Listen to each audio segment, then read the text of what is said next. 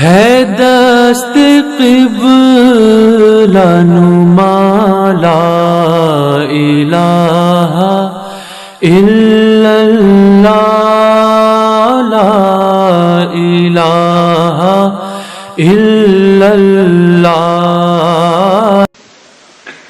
حضرت ابو ہریرہ رضی اللہ تعالیٰ عنہ سے مسلم کتاب التوبہ میں یہ حدیث درج ہے۔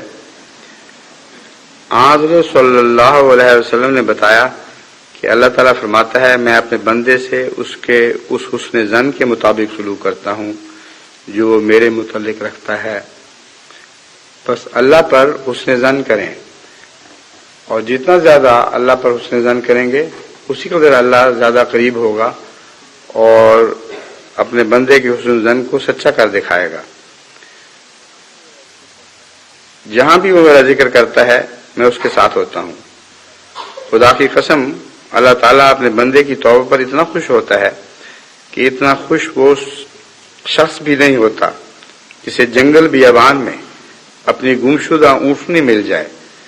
اللہ تعالیٰ فرماتا ہے جو شخص مجھ سے بالشت بھر قریب ہوتا ہے میں اس سے گز بھر قریب ہوتا ہوں، اور اگر وہ مجھ سے ایک ہاتھ قریب ہوتا ہے تو میں 2 ہاتھ قریب ہوتا ہوں، اور جب وہ میری طرف چل کر آتا ہے تو میں اس کی طرف دوڑ کر جاتا ہوں۔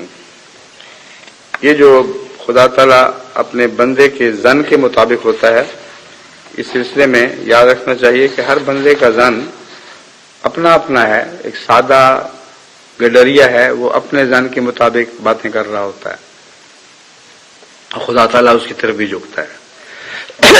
حضرت موسیٰ علیہ السلام کے متعلق یہ واقعہ بیان کیا جاتا ہے کہ ایک دفعہ آپ گزر رہے تھے تو ایک گڈریے کو دیکھا جو اپنے ظن کے مطابق خدا تعالیٰ سے باتیں کر رہا تھا کہ اے اللہ اگر تمہیں مل جائے تو میں تیری گدڑی کو دھوؤں، تیرے پاؤں سے کانٹے نکال لوں، تجھے اس طرح پیار کروں، اس طرح تجھے سینے سے لگاؤں۔ حضرت موسیٰ کو یہ بات سن کر بہت غصہ آیا۔ ان کا خبردار، تو کون ہوتا ہے خدا کے متعلق ایسی بےہودہ باتیں کرنے والا؟ خدا کوئی ایسے گئی گزری چیز ہے کہ تو اس کے پاؤں سے کانٹے نکال لے، اس کی گدڑیاں دھوئے؟ اپنے متعلق تصور کر رہا ہے۔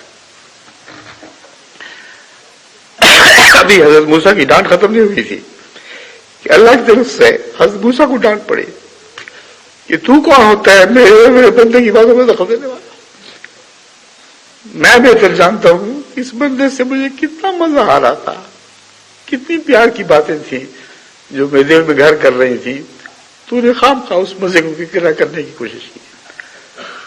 تو یہ ہے ان ظن عبدی بھی، اپنے رب سے اپنے خیالات کے مطابق ظن کریں، مگر اپنا سمجھ کر ظن کریں، پیار اور محبت کے ساتھ ظن کریں، تو اللہ تعالیٰ اس ظن کو کبھی ضائع نہیں کرے گا۔